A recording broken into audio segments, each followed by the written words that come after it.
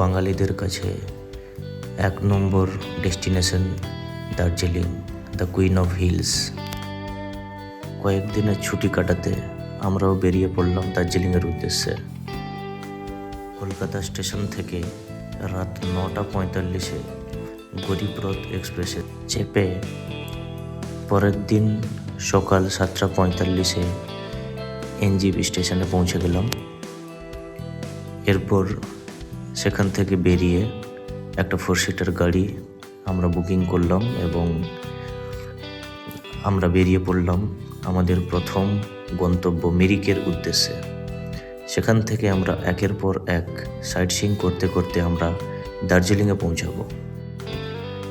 বেরিয়ে তো পড়লাম স্টেশন থেকে, কিন্তু এতক্ষণ কিন্তু ব্রেকফাস্ট করা হয়নি। তাই এরপরে যেটা আমাদের প্রথম কাজ সেটা হচ্ছে একটু খাওয়া দাওয়া করা। তাই আমরা একটু ওয়েট করে আছি, একটু ভালো হোটেল বা ধাবা যদি পাওয়া যায় সেখানে আমরা ব্রেকফাস্ট করব। তো ইতিমধ্যেই আমরা কিন্তু শুকনা ফরেস্টের মধ্যে আছি। এইটা পেরোলে আমরা কিন্তু আমাদের ব্রেকফাস্টটা শেষ করব।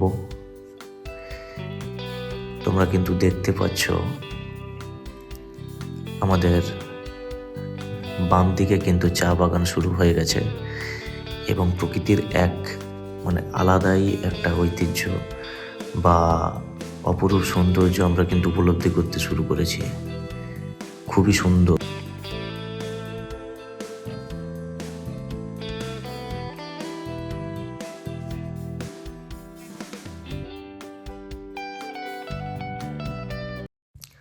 শুকনা ফরেস্ট এবং আর্মি বেস ক্যাম্পগুলো পেরিয়ে কিছুটা আসতেই আমরা একটা ছোট্ট রেস্টুরেন্ট পেলাম এবং ঠিক করলাম সেখানেই আমরা সকালের ব্রেকফাস্টটা আমরা শেষ করে রওনা দেব। তাই পরোটা তড়কা আমরা খেয়ে এরপরে আমরা আবার মিরিকের উদ্দেশ্যে রওনা দিচ্ছি এবং আমরা ইতিমধ্যেই কিন্তু পাহাড়ের উপরে কিন্তু উঠে গেছি এবং সারি সারি চা বাগানের মাঝে আমরা কিন্তু চলতে শুরু করেছি। আমাদের প্রথম গন্তব্য যেটা আই লাভ মিরিক, সেই স্পটে কিন্তু আমরা ইতিমধ্যে পৌঁছে গেছি এবং সেখান থেকে নিচের দৃশ্যটা জাস্ট একবার দেখে নাও, কতটা সুন্দর এবং কতটা মনোমুগ্ধময়। অপরূপ সুন্দরটা একবার দেখে নাও, just looking like a wow.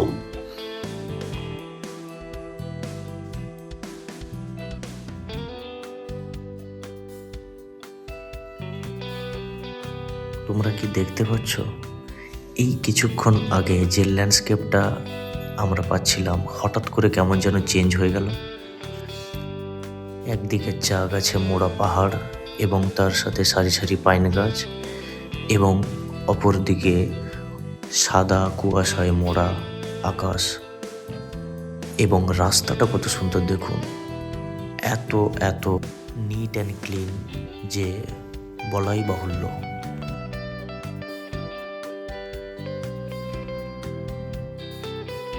Just রাস্তাটা জাস্ট দেখে নাও। বলতে বলতেই হঠাৎ করেই কেমন যেন ল্যান্ডস্কেপটা চেঞ্জ হয়ে গেল। আবার ঘন পাইন বন এবং তার মাঝখান দিয়ে রাস্তাটা জাস্ট অসাধারণ। এবং বলতে বলতেই আমরা কিন্তু মিরিক লেকের কাছে কিন্তু পৌঁছে গেলাম। আমরা কিন্তু দেখতে পাচ্ছি মিরিক লেক।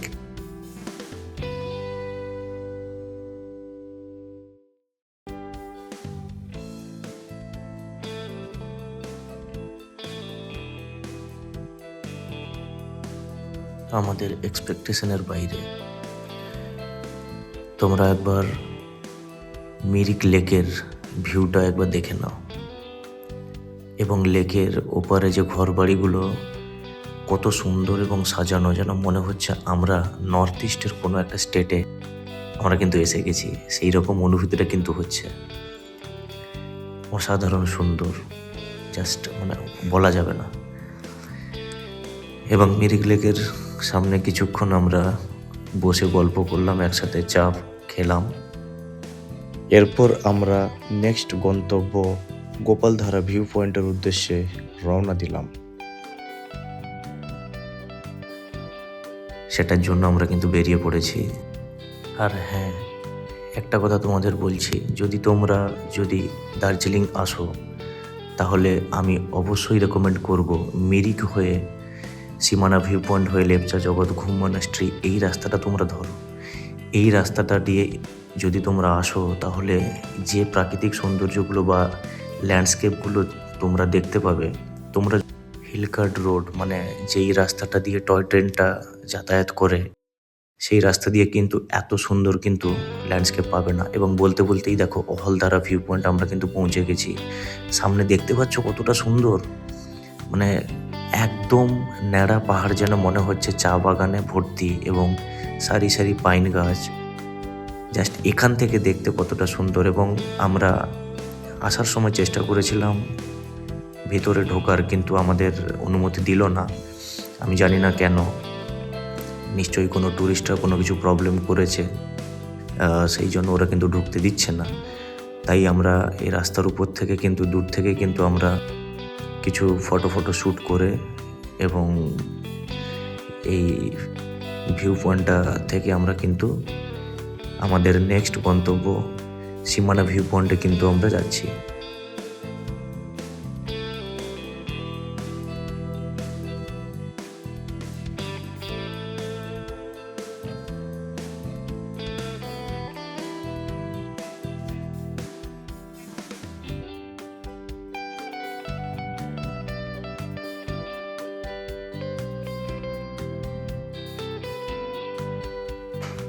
কিছুটা আসতেই আমরা কিন্তু দেখতে পেলাম চা বাগানের শ্রমিক চা পাতা তুলছে। তো এই দৃশ্যটাও একটা আলাদা, যেটা আমি দেখিনি কোনো দিন, এই প্রথম দেখছি। খুবই সুন্দর লাগছে। এর আগে কিন্তু বইতে দেখেছিলাম, এখন চাক্ষুষ হলাম। এবং কিছুটা আসতেই আমরা একটা ছোট লেক পেলাম এবং তার সারাউন্ডিংসে যে পাহাড়গুলো পুরোটাই চা বাগানে ভর্তি এবং খুবই সুন্দর লাগছে দেখতে। এখানে আমরা কিছুক্ষণ টাইম স্পেন্ড করলাম। সেখানে একটা ছোট রেস্টুরেন্টও পেলাম, যেখানে কিন্তু আমাদের লাঞ্চটাও শেষ করলাম এবং তার সাথে দার্জিলিংয়ের অথেন্টিক ব্ল্যাক টিও আমরা কিন্তু সেখানে টেস্ট করলাম। দার্জিলিং চায়ের জন্য একটু বসে আছি, এখানে ভক্তবৃন্দরা বসে আছে। চায়ের জন্য ভক্তবৃন্দ খুবই অপেক্ষাকৃত হয়ে আছে। ভক্তবৃন্দরা চায়ের জন্য বসে আছে, আমরা একটু আছি। ঠিক আছে, এই দেখা যাক কেমন চা আছে। টাইমার শেষ এই হলে টাইমার এইটা যতক্ষণ না এখানে নিচে ভর্তি হবে ততক্ষণ এই চাটা ঢালা যাবে না কাপে। এটা বাস। হচ্ছে দার্জিলিং অথেন্টিক।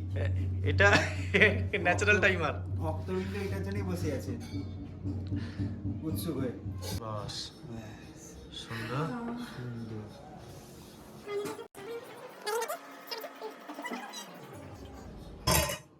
লে চলো সৌরভদা, চলো সৌরভদা। Hello, cheers.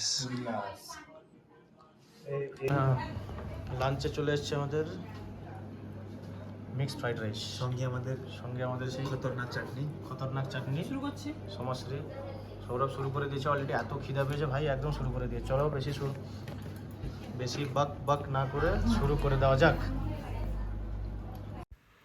লাঞ্চ শেষ করে আমরা সীমানা ভিউ পয়েন্টের উদ্দেশ্যে যেতে শুরু করলাম। হঠাৎই রাস্তায় এত ঘন কুয়াশা এবং বৃষ্টি শুরু হলো যে আমরা কিছু দেখতেই পাচ্ছিলাম না। ইতিমধ্যেই আমরা কিন্তু সীমানা ভিউ পয়েন্টে পৌঁছে গেছি। তোমরা দেখতেই পাচ্ছ কি পরিস্থিতি। ওয়েদার এতই খারাপ যে আমরা ছাড়া এখানে আর কোনো কিন্তু পর্যটক নেই। ওয়েদার যদি ঠিক থাকতো তাহলে সামনে আমরা কিন্তু নেপালের পাহাড় এবং ঘরবাড়িও দেখতে পেতাম। এতটাই কুয়াশা হওয়ার জন্য আমরা একটু নিরাশ হলাম এবং আমরা নেক্সট গন্তব্যের জন্য রওনা দিলাম। সুখিয়া পুকুরিতে ঢুকলাম, সুখিয়া পুকুরি মার্কেট, এবং এইখান থেকে কিন্তু মানেভঞ্জন হয়ে সান্দাকফু, ফালুট এই সমস্ত ট্যুরিস্ট প্লেসগুলোতে কিন্তু যাওয়া যায়, যেটা সান্দাকফু আমাদের ওয়েস্ট বেঙ্গলের হাইয়েস্ট পিক। এই সুখিয়া পুকুরি হয়ে মানেভঞ্জন হয়ে কিন্তু যাওয়া যায়। তো আমরা এখানে না দাঁড়িয়ে আমরা বেরিয়ে পড়লাম আমাদের নেক্সট গন্তব্য লেপচা জগতের উদ্দেশ্যে।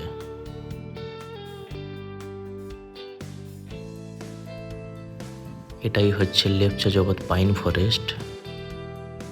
এত সুন্দর দৃশ্য আমরা যেটা দেখতে পেলাম সেটা তোমরা অবশ্যই দেখো।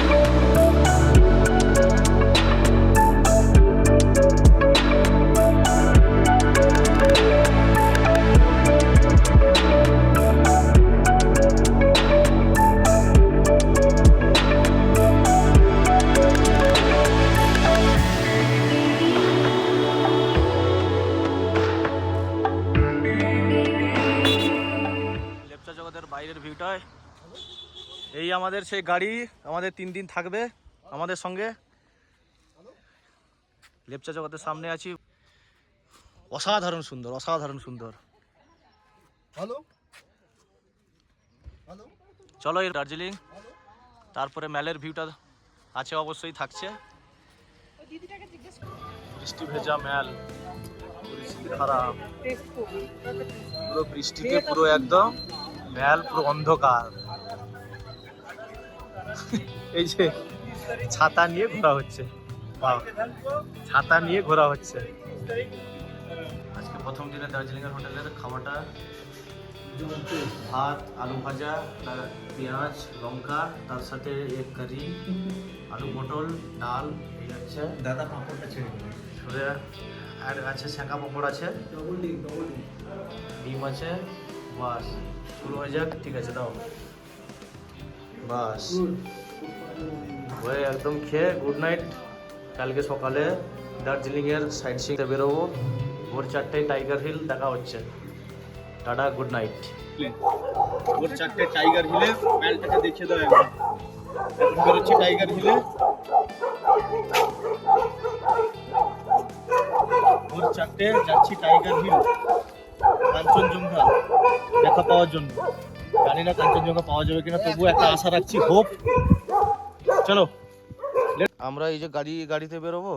এই দেখো এসে চলে এসছে, জেট প্লাস সিকিউরিটি একদম জেট প্লাস সিকিউরিটি দিয়ে এসছে, একদম মারাত্মক। এই যে আমাদের হচ্ছে ভানুভবন, ভানুভবনের সামনে। এখান থেকে আমরা যাচ্ছি টাইগার হিলের উদ্দেশ্যে। লাইন, অনেক লাইন, অনেক গাড়ি, বুঝলেন। আপনাদের তো হেঁটে তো যেতে হবে, পুরো গাড়ি লাইন, অনেক টুরিস্ট এসছে, হেঁটে যেতে হবে, কিছু করার নেই। অনেকটা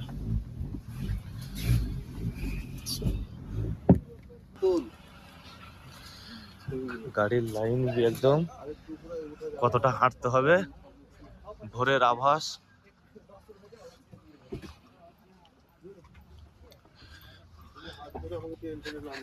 চলো, অনেকটা হাঁটতে হবে।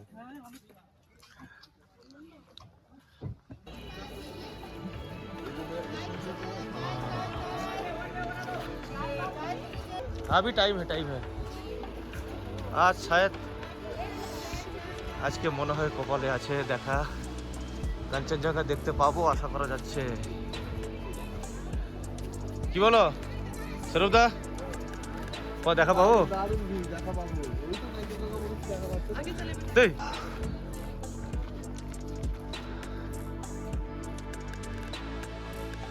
কত সুন্দর এখান থেকে, জাস্ট একটা অসাধারণ, একটা সুন্দর। মেঘগুলোকে দেখ, শোন, পাহাড়ের মানে দুটো পাহাড়ের মাঝে মেঘগুলোকে দেখ, দুটো পাহাড়ের মাঝে মেঘগুলোকে এত সুন্দর লাগছে। মোটামুটি টুরিস্ট আছে, এতটাও ভিড় নেই, তবু টুরিস্ট আছে।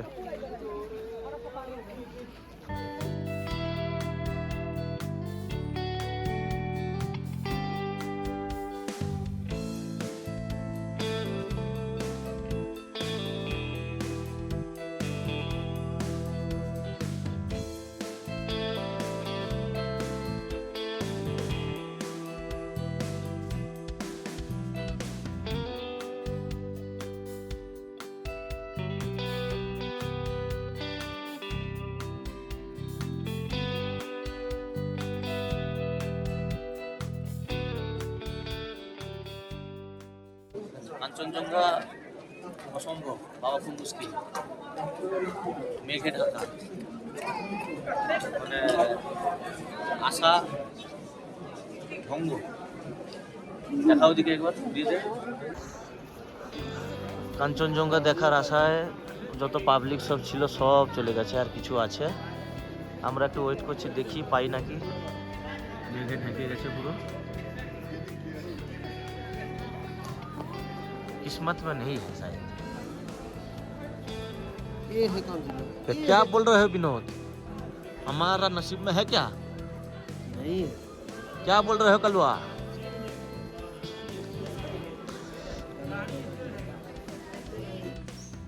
এত কষ্ট করে উপরে এলাম কিন্তু কাঞ্চনজঙ্ঘা দেখা পেলাম না, তাই মনে একটা দুঃখ নিয়ে সবাই হিসু করে চলে যাচ্ছে। বাবা ভাইয়া बहुत दुख हुआ, नहीं मिला।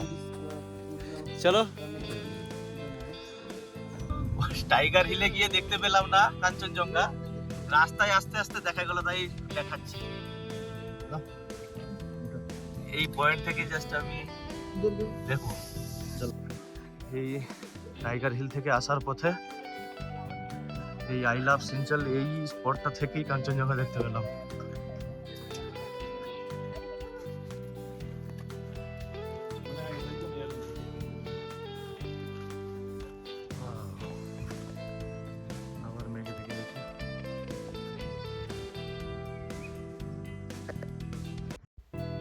এরপর আমরা টাইগার হিল থেকে ফেরার পথে আমরা ঘুম মনাস্ট্রি হয়ে ফিরছিলাম।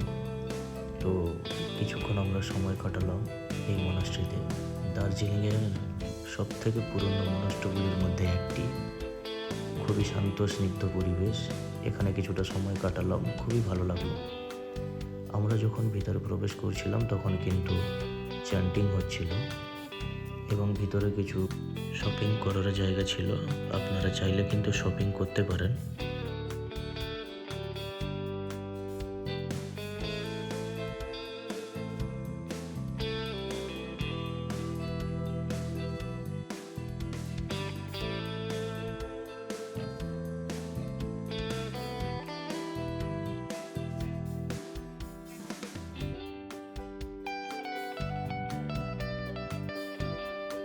এরপর আমরা ঘুম মনাস্ট্রি থেকে বেরিয়ে দার্জিলিংয়ের মোস্ট অ্যাট্রাকটিভ প্লেস বাতাসিয়া লুপে গেলাম। এটি যেন প্রকৃতি ও ইতিহাসের এক অপূর্ব মেলবন্ধন, কারণ জায়গাটি যেমন অপরূপ সুন্দর, তেমন ভারত মাতার সেই বীর যোদ্ধাদের প্রতি শ্রদ্ধা জ্ঞাপনের জন্য এখানে একটি শহীদ বেদি প্রতিস্থাপিত করা হয়েছে, যার চারপাশ দিয়ে টয় ট্রেন যাওয়ার লাইন রয়েছে। আপনারা যারা দার্জিলিংয়ে টয় ট্রেনের জয় রাইড করতে চান, আপনাদের ট্রেনটি কিন্তু দার্জিলিং স্টেশন থেকে ছেড়ে এই বাতাসিয়া লুপ হয়েই কিন্তু ঘুম স্টেশনে পৌঁছায়। আকাশ পরিষ্কার থাকলে এখান থেকে কিন্তু কাঞ্চনজঙ্ঘার পুরো রেঞ্জ বা স্লিপিং বুথটাকে কিন্তু পুরোটা দেখা যায়। এবং আপনারা যারা ফটোজেনিক বা ফটোগ্রাফি খুব বেশি পছন্দ করেন, ওদের জন্য কিন্তু এটা একটা খুব ভালো প্লেস।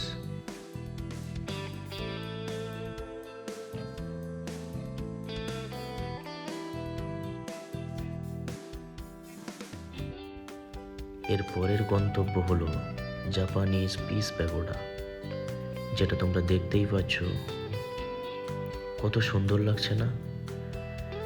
অনেকটা সিঁড়ি অতিক্রম করেই অবশেষে আমরা পৌঁছলাম।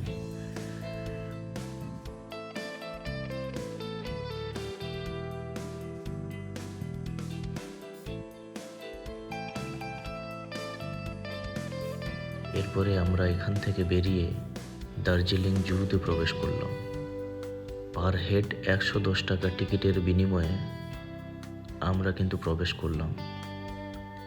এখানে বিশেষ আকর্ষণীয় যে দুটো প্রাণীর জন্য আমরা গেছিলাম সেটা হলো স্নো লেপার্ড এবং রেড পান্ডা। এরা কিন্তু খুবই বিরল প্রজাতির প্রাণী, এন্ডেঞ্জার্ড স্পিসিসের মধ্যে পড়ে।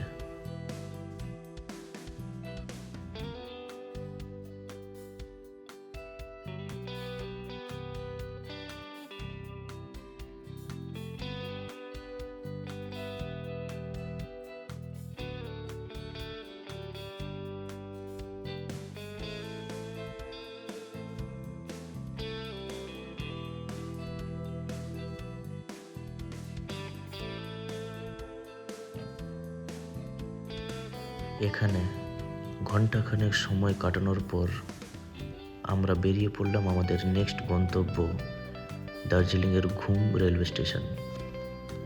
এটা আপনারা সবাই জানেন, ভারতের মধ্যে প্রথম ইউনেস্কো ওয়ার্ল্ড হেরিটেজ সাইট 1999 সালে কিন্তু এই তকমাটা পায়। 2258 মিটার অর্থাৎ 7407 ফিট উচ্চতায় অবস্থিত এটি দার্জিলিং তথা ভারতের উচ্চতম রেলওয়ে স্টেশন।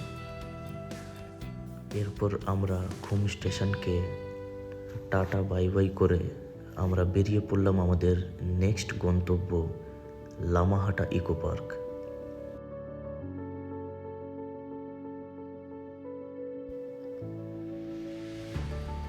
দার্জিলিং থেকে 20 কিলোমিটার দূরে অবস্থিত এই লামাহাটা ইকো পার্ক ফটোপ্রেমিক মানুষদের এক অন্যতম সেরা ঠিকানা।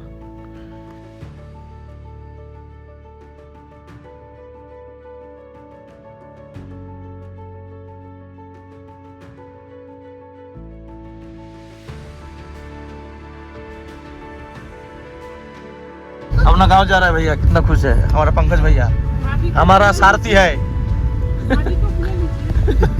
हाँ भाभी को बुला लीजिए, चाय वाय पिला देंगे।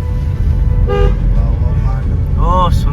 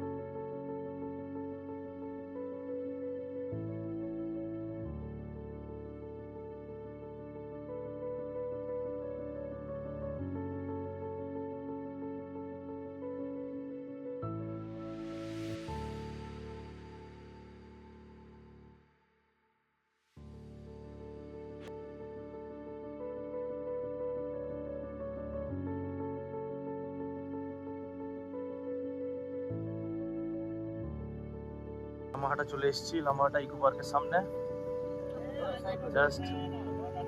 হ্যাঁ এখানে ব্রেকফাস্ট করবো, ব্রেকফাস্ট করে তারপর এটার মধ্যে যাব, ইকো পার্কে যাব, দেখা যাক কি খাবার পাওয়া যায়। ও তেরি ভিউটা দেখ জাস্ট, মানে ভিতরে দেখ কত সুন্দরভাবে গার্ডেনিংটা করা আছে। ও হ্যাঁ যাবো ওখানে যাবো। এইখানে যেখানে হোটেলের সামনে, রেস্টুরেন্টের সামনে যেখানে আমরা একটু ব্রেকফাস্ট করবো, তার সামনে কিছু কিছু গাছ রাখা আছে। গাছগুলোর নাম যদিও ঠিক বলতে পারবো না, কিন্তু খুব সুন্দর লাগছে।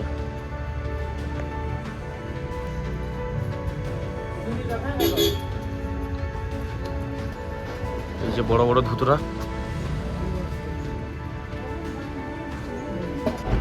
সকালে ম্যাগির ধোঁয়ায় শুরু হচ্ছে লামাহাটার সামনে।